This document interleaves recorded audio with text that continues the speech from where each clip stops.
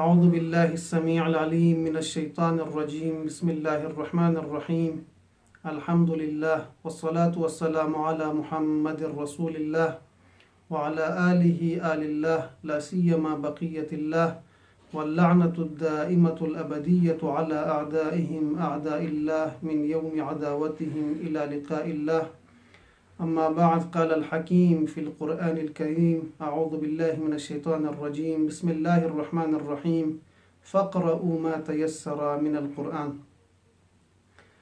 ناظرین گرامی، نقطۂ پرواز چینل کے توسط سے آج ایک بہت ہی اہم موضوع کو لے کر کے آپ کی خدمت میں حاضر ہوئے ہیں. تو آج کا ہمارا موضوع ہے قرآن سے مانوس ہونے کے مراحل اور قرآن سے انس کی ضرورت اور اہمیت. تو عزیزان محترم، پہلے میں قرآن سے مانوس ہونے کے مراحل کی جو لسٹ اور فہرست ہے وہ آپ کی خدمت میں بیان کر دیتا ہوں، پھر اس کے بعد کچھ تفصیلات اس بارے میں. تو قرآن سے مانوس ہونے کے میرے خیال میں کوئی 4 مرحلہ ہے. پہلا مرحلہ قرآن سے مانوس ہونے کے لیے قراءت اور تلاوت کا مرحلہ ہے، اور دوسرا مرحلہ تدبر اور قرآن میں غور و فکر کرنے کا مرحلہ ہے. تو تیسرا مرحلہ قرآن پر عمل کرنا، اور چوتھا مرحلہ قرآن کی ترویج اور اس کی تبلیغ کرنا ہے. عزیزان محترم، سب سے پہلے مرحلے میں اگر ہم دیکھیں، قرآن کی تلاوت کرنا، قراءت کرنا اور قرآن کو پڑھنا، یہ بہت ہی اہم مرحلہ ہے. کیوں؟ میں آیات اور روایات کی روشنی میں اس پر وضاحت کرنے سے پہلے، اس پر روشنی ڈالنے سے پہلے میں ایک مثال عرض کرتا ہوں، اور وہ مثال یہ ہے. ویسے اب آج کل ہمارے پاس تو جو ڈاکٹرز موجود ہیں وہ کسی ایک خاص عضو کا اور کسی کچھ خاص بیماریوں کا اسپیشلسٹ اور ماہر ہوتا ہے. آپ فکر کر لیں، سوچ لیں، فرض کریں کوئی ایسا ڈاکٹر ہمارے پاس موجود ہو جو سر سے لے کر کے پاؤں تک انسان کے تمام اعضاء کا، پورے اعضاء کا وہ ماہر ہو، اور اس کے جسم میں موجود ساری بیماریوں پر مہارت رکھتا ہو. اگر کوئی ایسا ڈاکٹر آپ کے گھر آ جائے اور آپ کے جسم کا معائنہ کر لے، اور آپ کی تمام بیماریوں کا معائنہ کرنے کے بعد آپ کو ایک جامع اور کامل نسخہ آپ کو دے دے، اور آپ اس نسخے کی طرف اصلاً توجہ ہی نہ کریں، اس پر عمل کرنے کی بات تو چھوڑیں، آپ اس نسخے کی طرف مڑ کر بھی نہ دیکھیں، اس کو کہیں کونے میں پھینک کر رکھیں، یا اس کو کہیں تاکچے پر زینت بنا کر کے رکھیں کہ اس نسخے کو مجھے فلاں ماہر ڈاکٹر نے دیا ہے. اگر آپ ایسا کریں گے تو یہ آپ اپنے اوپر بھی ظلم کر رہا ہے اور اس ڈاکٹر کے اوپر بھی ظلم کر رہا ہے. آپ اپنے اوپر اس لیے ظلم کر رہا ہے کہ آپ کو اتنے ماہر ڈاکٹر کے معائنہ کرنے اور اس کے نسخہ دینے کے بعد آپ اپنی بیماریوں کے علاج کا نہیں سوچ رہے ہیں، اور آپ اس ڈاکٹر پر اس لیے ظلم کر رہے ہیں کہ آپ نے ایسے ماہر ڈاکٹر کے پاس، کہ جس کے پاس آسانی سے باری نہیں ملتی کسی کو. اگر آپ آج باری لینا چاہیں تو آپ کو آج کے لیے، کل کے لیے باری نہیں ملتی، کیونکہ وہ بہت بڑا ماہر ڈاکٹر ہے، اس کے پاس رش بہت زیادہ ہوتا ہے. تو آپ کو مہینوں انتظار کرنا پڑتا ہے اور بہت بڑی رقم ادا کرنی پڑتی ہے.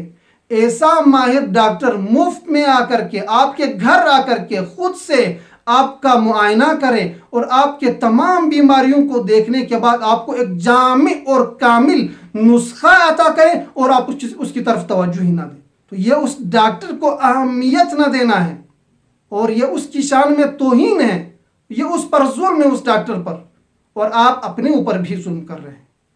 اب آ جائیں پیغمبر اکرم کی طرف. پیغمبر اکرم ارشاد فرماتا ہے، ایھا الناس انتم کالمرضی والرب العالمین کالطبیب. اے لوگو، اے انسانوں، تم سب کے سب مریض کی طرح ہو، سب کے سب مریض ہو. وَرَبُّ الْعَالَمِينَ كَالطَّبِيبُ، وہ اللہ کی ذات ہے جو ڈاکٹر اور طبیب ہے. تو اب جب ہم سب مریض ہیں اور ہمارا طبیب جو ہمارے تمام بیماریوں پر، ہمارے تمام سر سے لے کر پاؤں تک، ہمارے باطن اور ظاہر، ہمارے تمام وجود پر جو احاطہ علمی رکھتا ہے، وہ طبیب اللہ کی ذات ہے.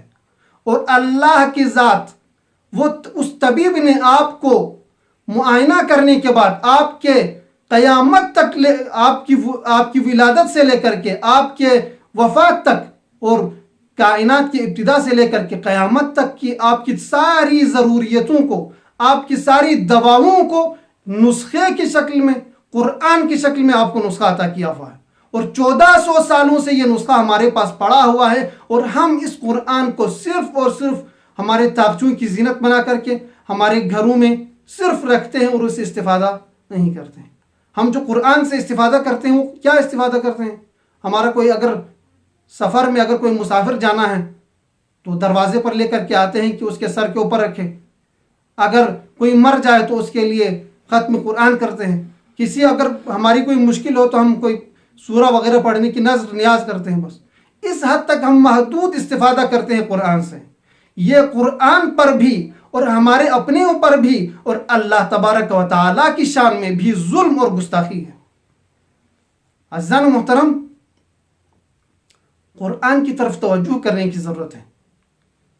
یہ 1400 سالوں سے یہ جو نسخہ ہمارے پاس موجود ہے، اگر ہم اس کی طرف توجہ نہ دیں تو یہ ظلم ہے اپنے اوپر، قرآن کے اوپر، اور اللہ تعالیٰ اور اللہ تبارک و تعالیٰ کی ذات کی شان میں بھی گستاخی ہے۔ اب آ جائیں قرآن کی طرف تو فقرؤ، قرآن سورہ مزمل کی آیت نمبر 20 میں دو مرتبہ ہمیں قراءت اور تلاوت کرنے کا حکم دیتا ہے۔ فقرؤ ما تیسر من القرآن، پہلے یہ ارشاد ہوتا ہے کہ جتنی ہو سکے قرآن کی تلاوت کیجئے، آپ کو جتنا میسر ہو آپ قرآن کی تلاوت کیجئے۔ دوسری بار پھر اسی آیت میں فقرؤ ما تیسر من، جتنا آپ قرآن پڑھ سکے آپ پڑھ لے قرآن۔